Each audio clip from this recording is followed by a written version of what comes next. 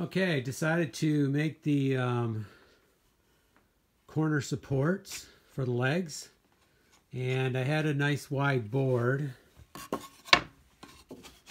like that wide. Yeah, actually I used two of them, must be these two went together.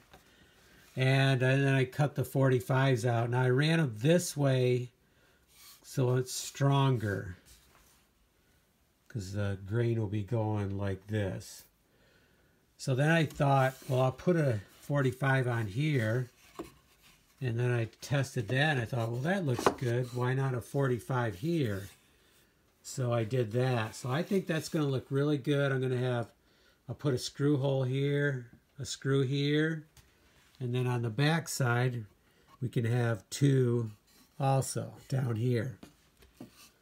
So the next thing I'll do is get those pilot holes ready, and then on all of them, and then we'll sand them. Now I did have to be careful.